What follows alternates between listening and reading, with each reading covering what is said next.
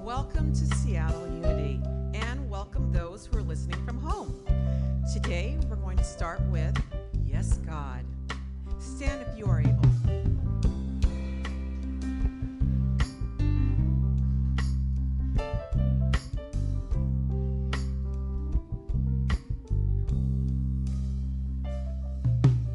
Yes, God.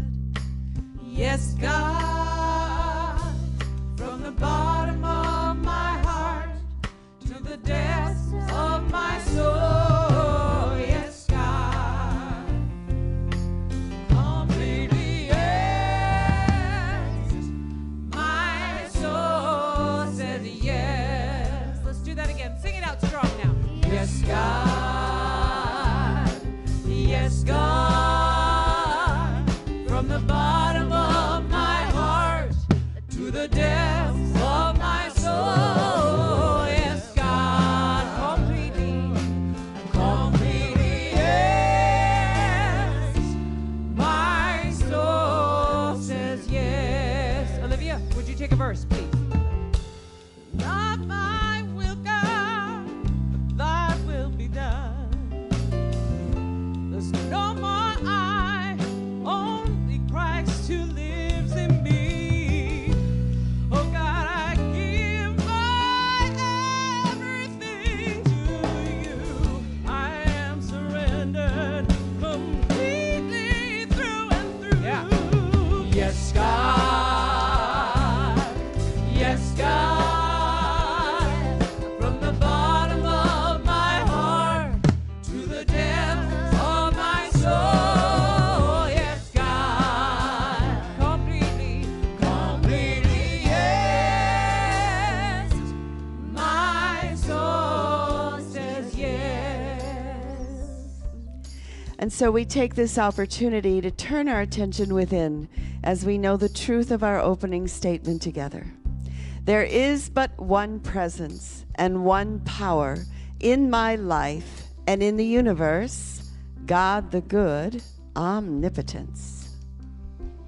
All right, we'll sing it through one more time again. Let's personalize that for yourself. Find that place in your life where saying yes, God feels like, oh, that's possible. So we spend a lot of our time, especially in the city, right? And after a busy weekend of fending off, and we're like, no, thank you, right? No, thank you, no. So, but there's that feeling of yes, of opening the door, saying yes, God. So find the areas in your life where you can say, yes, God, I would like to put gas in my car. Yes, God, I would like to eat. Yes, God, I would like to say hello to my friends who are here today and I haven't seen in a while. And I would like to go to the picnic. I would like to know that guy's name for the 5th time, even though I keep asking and I look like an idiot for asking. Yes, I still want to know. Where's the place in your life that yes makes a whole lot of sense? Let's lean into it and sing it hard. Ready? 1, 2, 3. Yes, God. Yes, God. from the bottom of my heart to the depth of my soul. Yes, God, completely, yes. Do it again. My soul says yes, yes, God, oh yes, God, yes, God, from the bottom of my heart to the depth of my soul, yes, God, completely, yes. My soul says yes.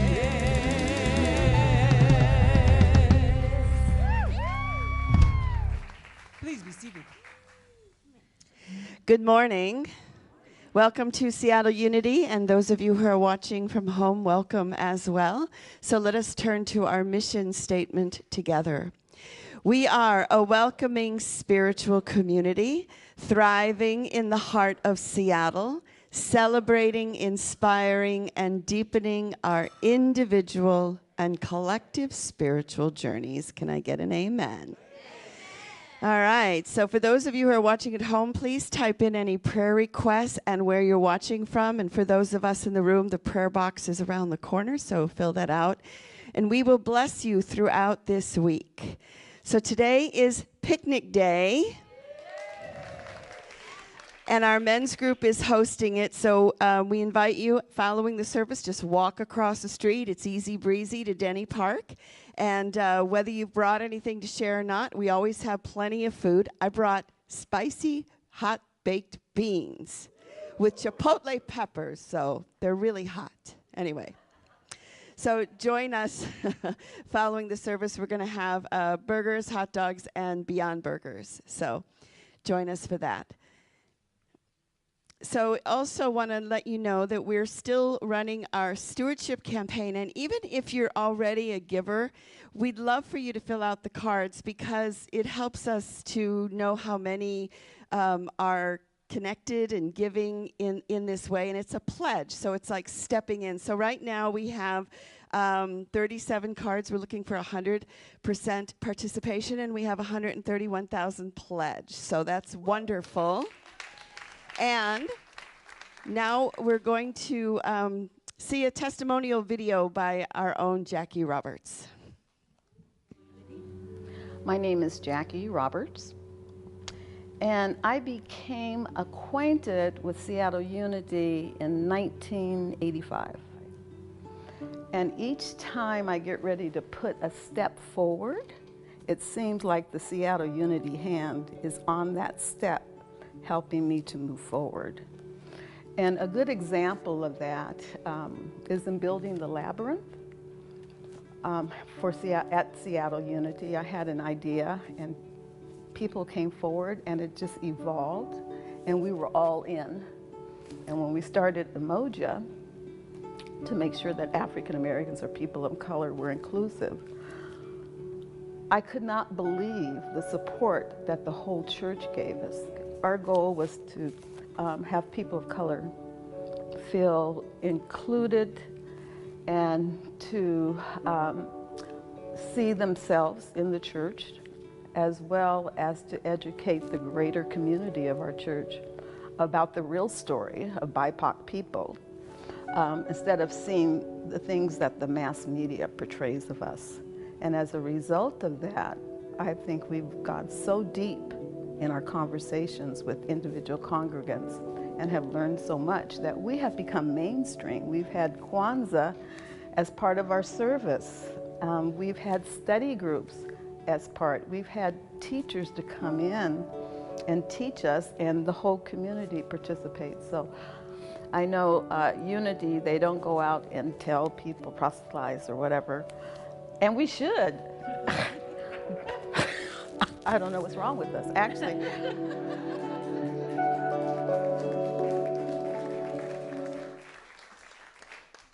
And I want you to know that this video and many others are available on our website, and so we invite you to go check it out. So that said, let's all stand and greet one another.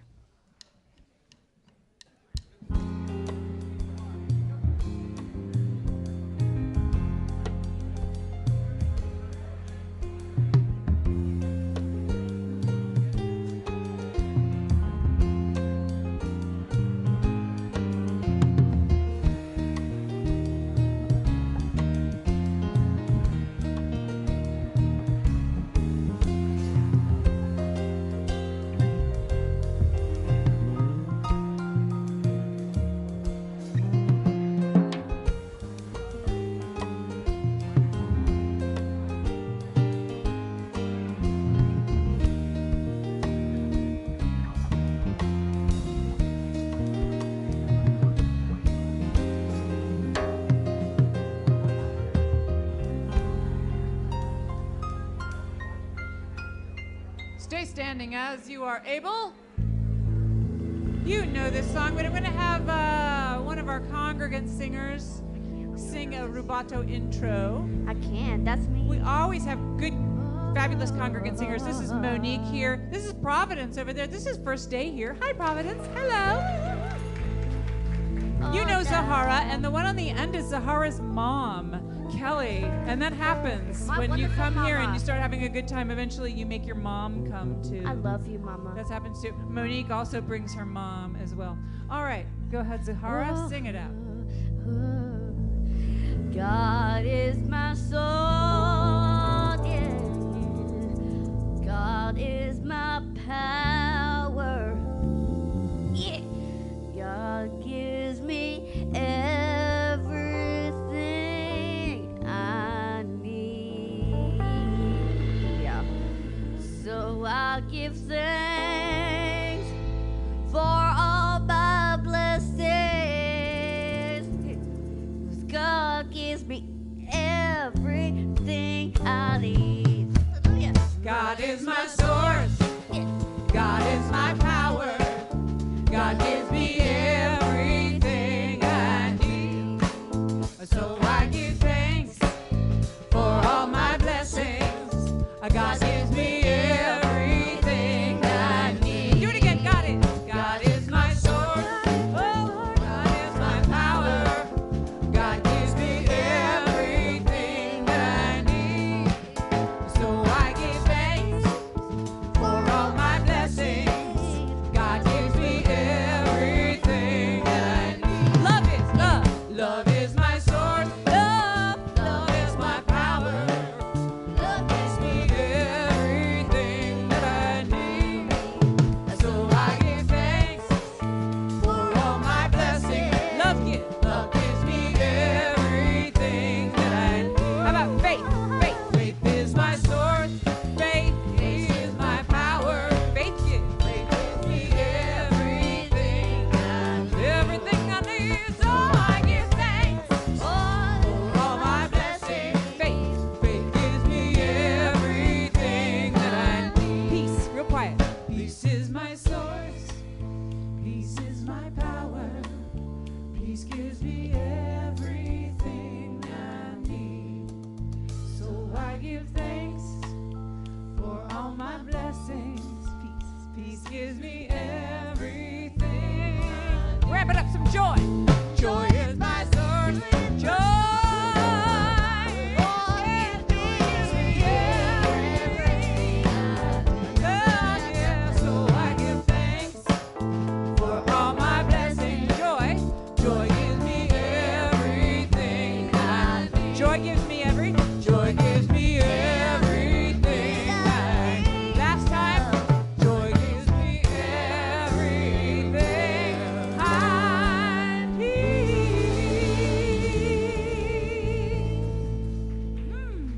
Please be seated.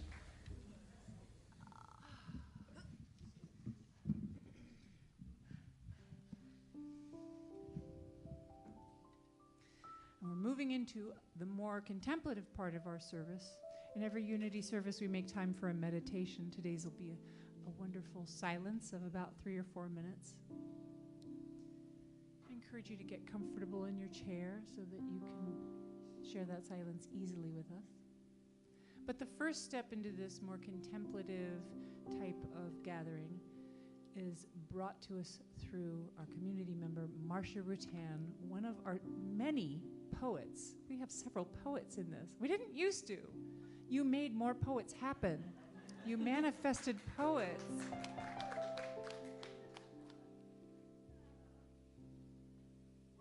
You need your microphone.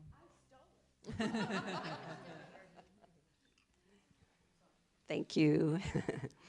One morning a few weeks before we started our theme of home here at Unity, I was sitting on the couch in our living room and was suddenly filled with a great sense of wonder and love for our home. And this is the poem I wrote that day. House Blessing. Decades and decades, 7 to be exact, before I understood I lived here in this house, and I could love it. So easy to pass through, pass by, criticize, use, as if it would be mine forever, like breath, therefore invisible. When did I start to notice the subtle light playing along walls and floors, through windows, how every room held me? When did I slow down into being awake to sofa nub and nap of rug, luminous plants lifting delicate veined leaves? Decades and decades of rushing like a hungry dog to accomplish and prove my own worth. Blind I was to you. Each book, each stone, each cup, each chair, tables, beds, kitchenwares, lamps and doorknobs, stairs, all offering support. I almost missed in my hurried, harried pace this place I will someday be required to leave, etched with longing. In my 8th decade, I pause and stand still. Notice the way the house breathes, opens its arms, awaiting my final blessing. I touch the light and bow. Feel this steady presence I now call home.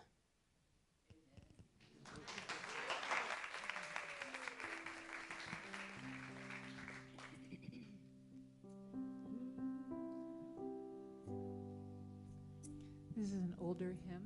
For those of you who've been here for a long time, this was the favorite song of Gail Winsauer, if you remember Gail. And I will forever think of her when I sing this song.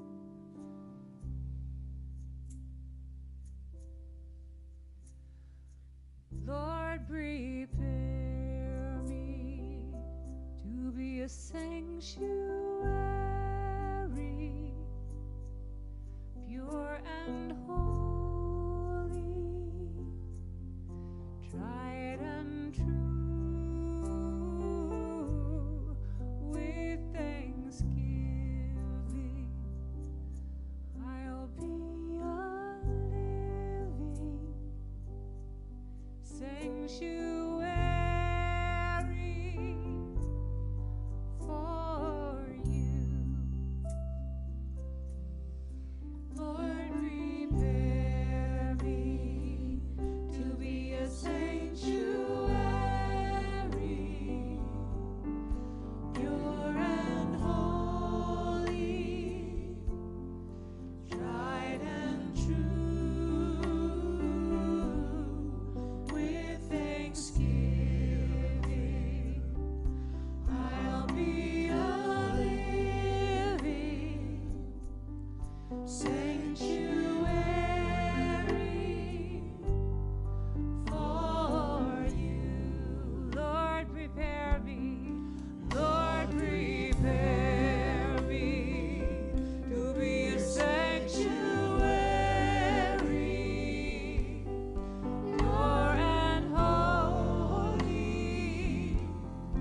tried and true,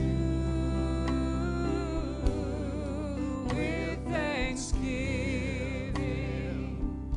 I'll be a living sanctuary for you. Lord, prepare me. Lord, prepare me to be a sanctuary, pure and holy, tried and true, with thanksgiving, I'll be a living sanctuary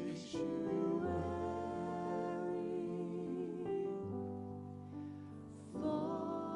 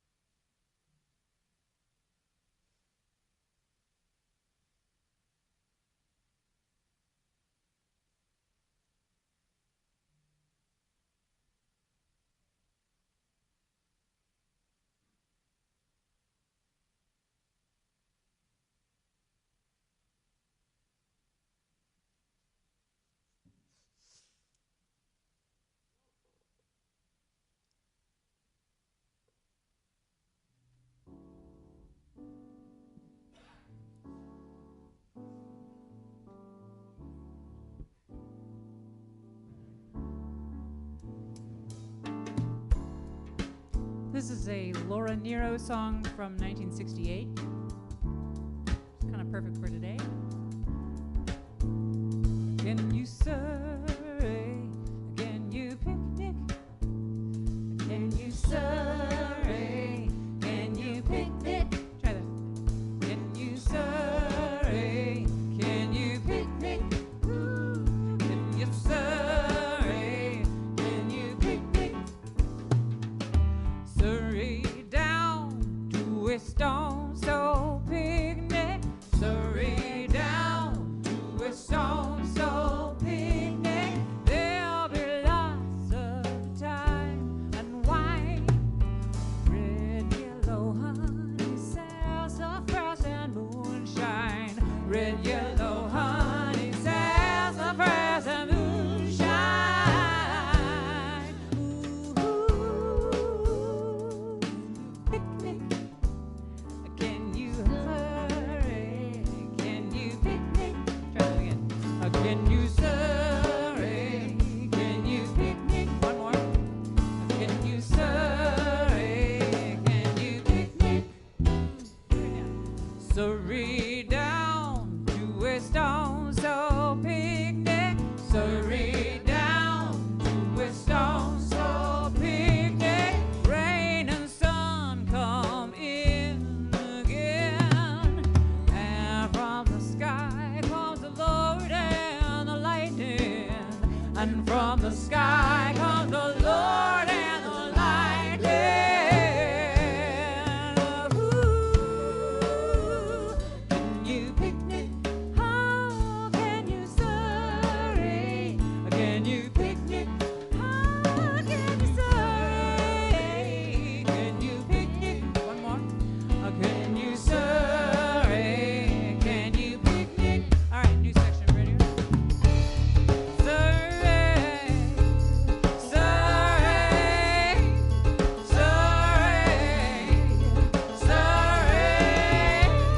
surrey, surrey, surrey, surrey. There'll be trains of blossoms, there'll be trains of music, there'll be trains of trust, trains of golden dust. Come along, ride the sweet train of love. Ooh. Can you surrey? Can you surrey? Can you surrey? Can you surrey? Can you surrey? Can you surrey? Can you picnic? Oh, can you surrey? Can you picnic? Two more. Can you surrey? Can you picnic? Last chance, ready? Can you surrey? Can you picnic?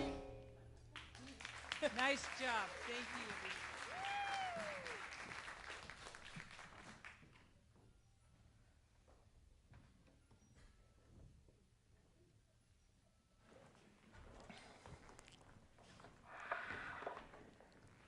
Hello. So it is great to be back with you all. Everybody here in the room, joining online, whether it's now or at some later time. So I know that we've been exploring the theme of home this past month, and Reverend Karen, and actually it started with Reverend Eric Odell, talking about home being both an inside experience and outer experience. The most obvious is our physical homes, the places where we reside, but also being at home in our own soul and how much that colors our experience of our world. And so, as many of you know, most of you know, I've been on sabbatical the past 3 months. And so the first half of that, I was traveling in Europe, my first time. I'd never been before. So Italy, mostly Scotland, Ireland. So I'm going to share a little bit of that and my experience of home through that journey. The second half of my sabbatical, I was actually at home. And that was intentional, that I have some time to just be at home. And what I envisioned was this time for meditation and quiet and journaling. A little bit about like clearing away things, not only physical things, but sort of internally, dreams and wishes that no longer applied. So sort of doing some internal kind of reflection and cleaning house.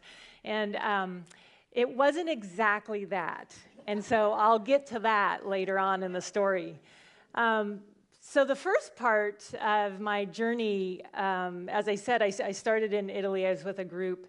And I wanted to share a couple of experiences of home because I think for me, it so strongly emphasizes that if we're at home with our own soul, then we can be anywhere and feel that sense of home.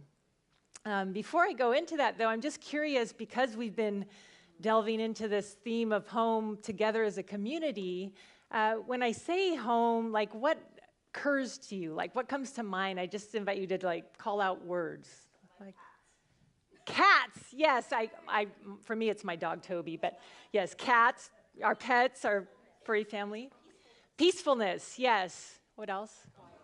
Quiet, safety, Mount Rainier, support, food, good food, hopefully.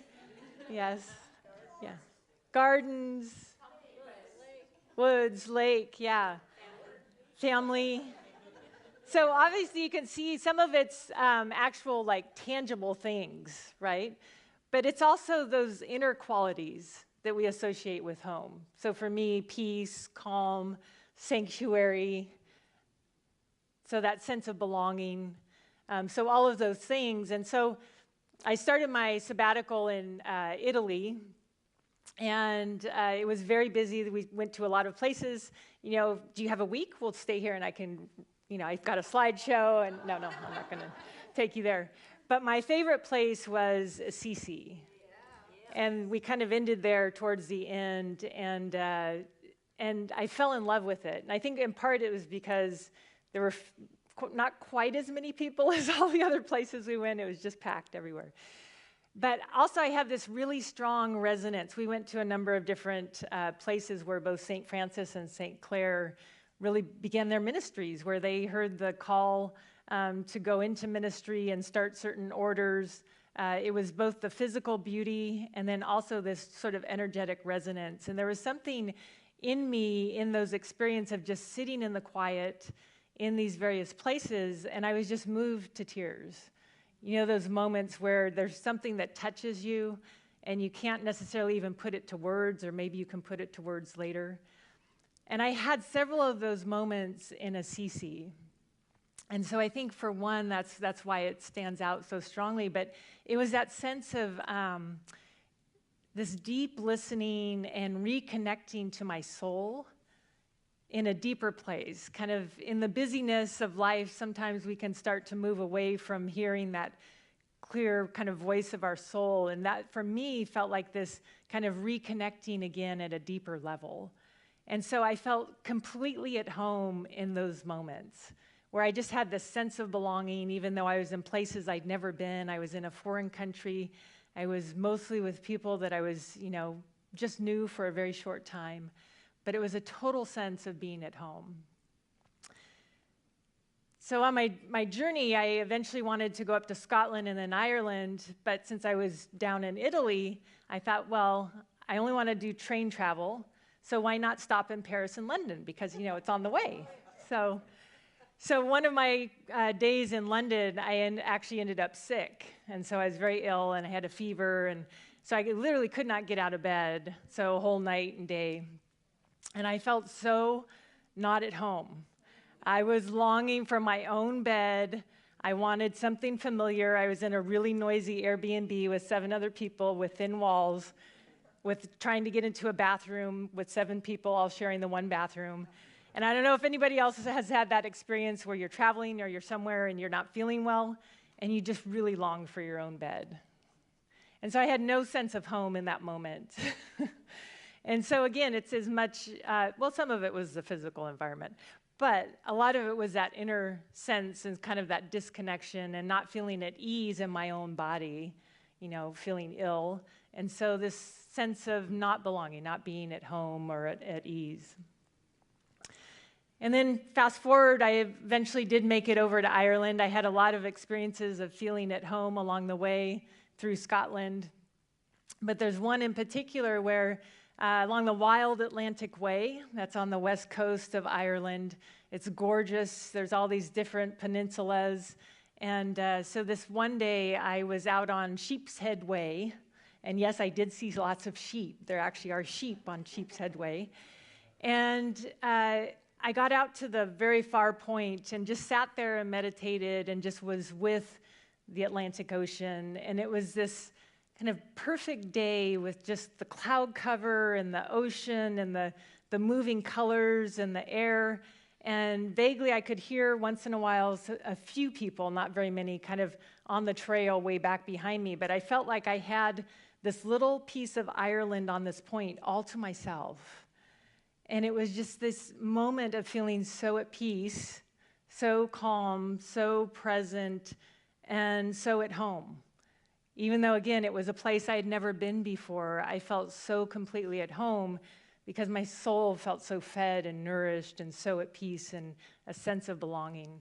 And then I had this incredible loop trail back hiking along the coast with just like, oh my gosh, another picture, another picture, another picture. And then I was just like, okay, put the phone away because it's just going to be like that for, the next trail. And it was this incredible gift because there was no one else on that trail. So if you want to go hiking and not see a lot of people, I can tell you, but maybe I shouldn't say too loudly because then there'll be a lot of people all going there. So I share those few experiences because so much of our sense of home does belong or start within. That sense of belonging and reconnecting and connecting and staying connected to our soul and all that entails. So as I mentioned, the second half of my trip, I was actually back here. I didn't tell too many people I was actually in Seattle, but I was at my home. And as I had mentioned, I had these great ideas of coming home and long meditations and being in my home in the quiet and peace and all those things we were talking about, associations with home. Well, it wasn't exactly that because right before my sabbatical started in March, I had this water leak. And it affected 4 different rooms. The water spread under the floor. So before I left for Europe, I did manage to get a water remediation company to come in. And then, of course, they found asbestos because that's how things happen, right? So then I had the asbestos remediation company. So that I managed to get that finished before I came. But it was this feeling initially of coming back and walking in, and I have construction paper and blue tape covering torn up floor, and I have holes in the wall, and things are torn apart, and it looks like a construction zone. And I thought I was going to get away from construction after my Seattle Unity experience and have a little break from it. But instead, I'm kind of wondering what my building and construction karma is, because I was feeling this resonant theme of like, oh my God, I'm in a construction zone in my home. So it's not feeling like a sanctuary, and I really wanted at least some time of my sabbatical. I was still holding on to that idea and that vision I'd had of peaceful, quiet, and quietly writing. And so I was really grumpy and cranky for a lot of the time when I first got back, because I was starting to feel anxious about the time. I was starting to feel cheated. It wasn't what I had planned on. It wasn't looking like what I wanted. And then I had to kind of just sit with it and say, well, but how do I want my experience to be of these next several weeks? And so I leaned into the fun of creativity and getting to select 4 different floor types because it affected all these different rooms.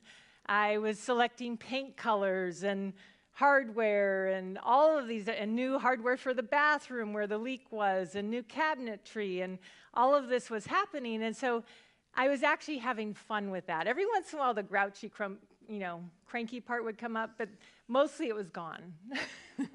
Because I was leaning into the creativity, and there was something joyful in that. And I was starting to see the transformation. Even if the person I had working for me, he did amazing work, it just felt like it was taking a really long time. So that started to be my process of kind of reconnecting with that sense of peace And even though my dining room table was pushed up into a corner because all the floor was torn up and there was holes in the wall, I would still go and buy flowers for the table, right? I would create those little spaces within to help it feel more welcoming, help it feel more like a home. I'd go sit on the patio where there wasn't construction happening and commune with my trees. Yeah. So I also, as I said, have this intention of sort of doing an internal inventory. So when we're trying to create a sacred space or create that sense of sanctuary or peace in our home, Karen had talked about getting rid of the clutter and clearing away the physical clutter. Well, there's also an internal clutter that I've experienced can happen. And so part of what I was doing was looking at kind of what were past intentions and dreams and wishes. And then are they still relevant? Do they still hold juice for me? Are they still something I want to put energy into? Because what I've found is when we have these different intentions or dreams or wishes, I'm very visual, and I almost see it as like threads of energy going out into the universe. And after a time, this can sort of be a drag on our energy or our consciousness if they're just sort of hanging out there, if there's no either conscious completion or consciously letting them go. And if we can keep doing that over the years and the decades, it can start to sort of drag down our energy. And so there's this kind of desire to find completion or to fully consciously let go of that which either for whatever reason, either I changed my desire or I went in a different direction. So just one small example, which was also sort of a physical piece of that, is I had been at a local art fair and there was an artist and I had gotten 4 of her small paintings. And this was years ago. So certainly pre-pandemic. So we're talking maybe 2019, 2018. And I had those cards with the intention of mounting them and putting them up because they, I don't know if she intended this, but they represented earth, air, fire, and water. So they kind of represented the elements, and I thought, oh, this would be a great way to bring them into my home. And they'd sat behind this filing cabinet for the longest time, and so I pulled them out, and I sat with them. I'm like, is this something that I still have energy around? And I got so excited seeing them again. So I took the time to figure out how I wanted to mat them and the colors and framing, and I did all the framing myself, and then I found a place in my office, and they're hanging up there. And I did a pretty good job, too. They're actually straight, and they actually look good, which is incredible. And every time I walk by them, I feel joy, and because it still has energy for me. And that was something of this like completion point of something I had, had an idea years and years ago, never had the time. It just sort of always kept falling off the list. And then to finally complete that was such a feeling of satisfaction. And something that brought joy and is continuing to bring joy into my home and my space. And so it wasn't exactly how I thought it would unfold. And by the way, it's still not done. So prayers for a completed home and everything back in order. I felt very bad because Raimi was actually staying with me. It was truly the package deal. She was covering for me here, but she was also home sitting and Toby sitting for me. So we were sharing the space, and I also was hoping maybe at least a couple weeks when she's not here, there could be something other than construction. Well, we at least got the dining room table moved back for the last week, so we could share a meal actually with it oriented in the room, but a lot of other things still to come. The other ways that we experience home and can create a welcoming home feeling is through our relationships. And I think of that a lot here as community because we're always doing that. We have our physical home that we're still in. We're coming up on our 1-year anniversary of being here in a little over a month at the end of August. But one of the things I hear so often when people talk about first walking in the doors to Seattle Unity is that feeling of coming home, that feeling of being at home, both just in the space, but also in the way that they're welcomed. And so we all have that opportunity to welcome one another. And yes, we're going to go over to the picnic and, of course, catch up with your friends and those you know, but I'm going to encourage you to maybe connect with someone that you don't recognize or you don't know. And how can we create that sense of welcoming home one another and create through our soul connection that space of welcoming one another? So just one quick more example. Last week, Karen had mentioned I was at a reunion for Peace Corps volunteers I was in the Peace Corps in the 90s in Swaziland, Africa. So this was a reunion actually of the group ahead of me, 93 to 95, but I had a year overlap with all of them. So I went over to Hood Canal, and about half of the group was there, and I hadn't seen these folks in 30 years. And I'd never met their spouses or partners or children, but I had this sense of being at home. I had this sense of just ease and calm and being present and that sense of home with these people. And so that can happen with our relationships again if our soul has that peace and that sense of home. We bring that into wherever we are, even though, again, it was a place I'd never been before. It was with people I didn't know or I hadn't been with in decades. But I'd never felt so at home as in those moments. And so I just encourage us to go forth this week and beyond that, just asking the question, how are you creating home? Not only in your physical spaces that you inhabit, but with your own soul, with your own being. And so I'm just going to invite us to just take a moment in prayer. And so if you're comfortable, just taking a breath and turning within. And so for you personally, in this moment, what is your soul most calling to you to create home? That sense of home for you within your own being and within your physical home and the spaces you inhabit.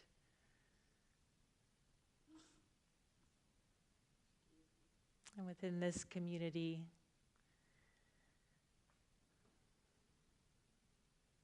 What is one step you can take this week to create that feeling and sense of home for yourself and for those around you?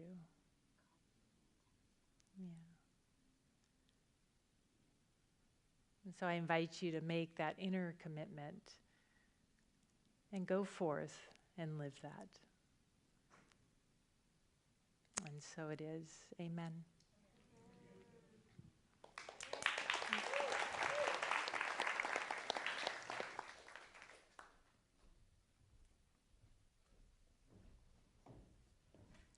Welcome back, Diane. We missed you.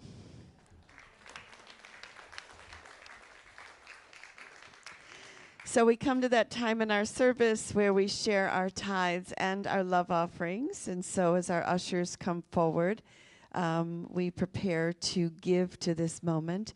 If you give electronically, you might want to grab one of those cards. And so let's bless our offering with the statement that's above my head.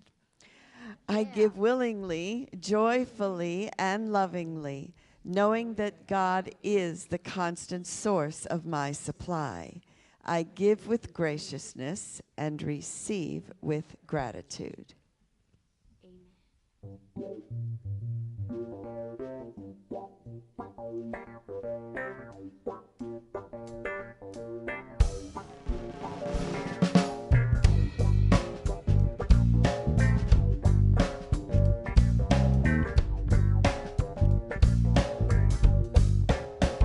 Sunday morning in my neighborhood, the ladies in their hats on the chapel steps, they're looking good. They wave hello, and that's the way they worship.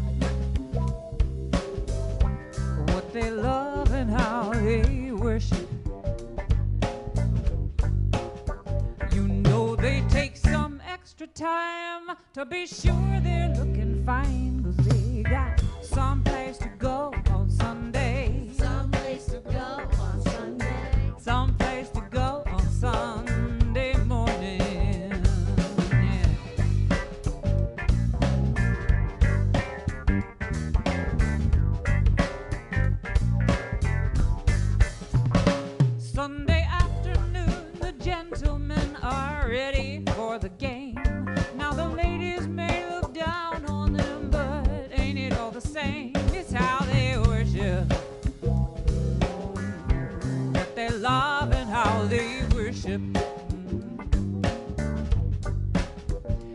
If they want to have a ball, there ain't nothing wrong at all. 'Cause they got someplace to go on Sunday. Someplace to go on Sunday. Someplace to go on Sunday. Yeah, yeah, yeah. Everybody's worshiping their own kind of God, and what they do and what they love and what they talk about. Everybody puts a little something in the hat. The wise man knows where it goes.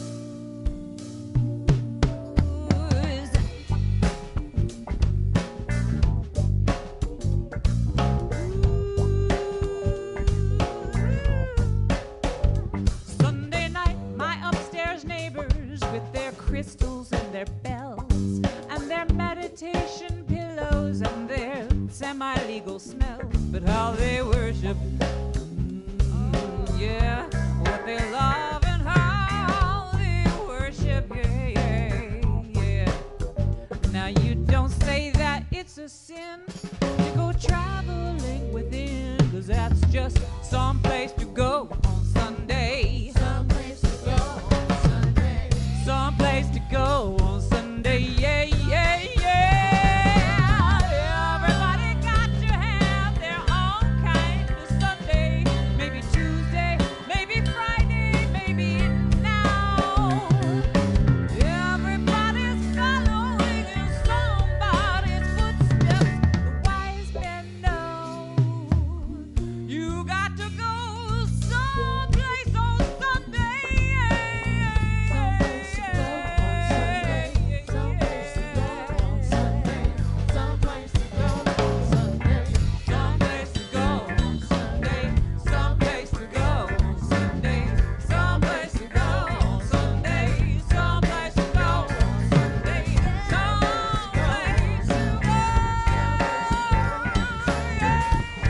to go. Someplace to go on Sunday. To my lovely singing teacher. And a reminder that the picnic is following the service, and we're going to have music. So David and Jesse, and you have to go somewhere, I think. I do. I got called in to sub, so my friend Ethan will be playing bass for you all, and he is wonderful. All right, so we're going to have music in the park. All right, so our chaplains are coming forward to also hold us in prayer. So we put a final blessing on our offering as we dedicate and consecrate the gifts to the will, the work, and the way of the living Spirit of truth. And may these gifts return to each giver 1,000-fold. So I invite you to open your minds and heart as we bless Mary. Today is their parents' wedding anniversary, the dad has been gone since 2008. So we bless Mary this morning. We also bless Leslie for health and strength and peace, and for Vicky and Bill for peace, clarity, and wisdom. So I invite you to open your mind and heart and speak the names of anyone that you know who is in need of prayer right now.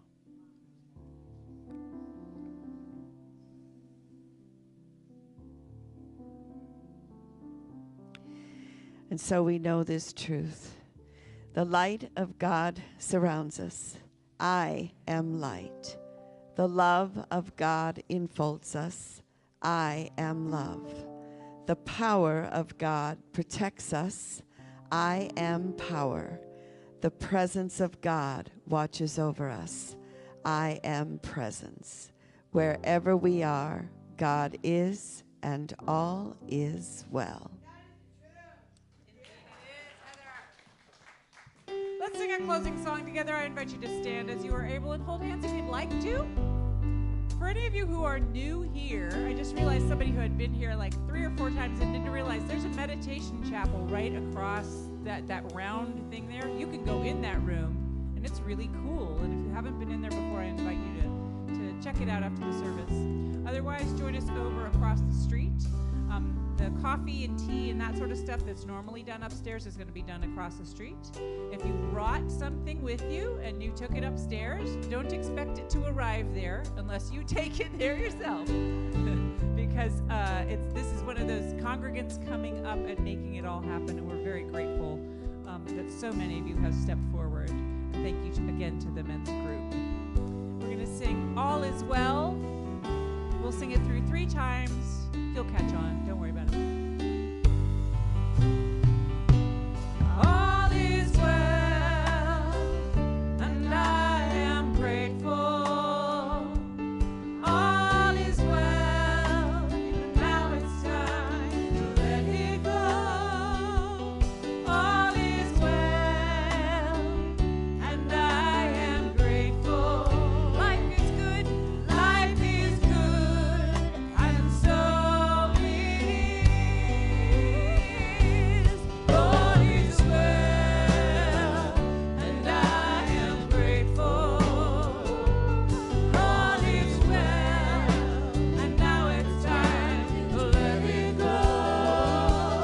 All is well, and I am grateful. Life is good, life is good, and so it is. I want to sing it once more. Ready? All is well, and I am grateful. All is well, and now it's time to let it go. All is well, and I am grateful. Life is good, and so it is. Happy Sunday, everyone.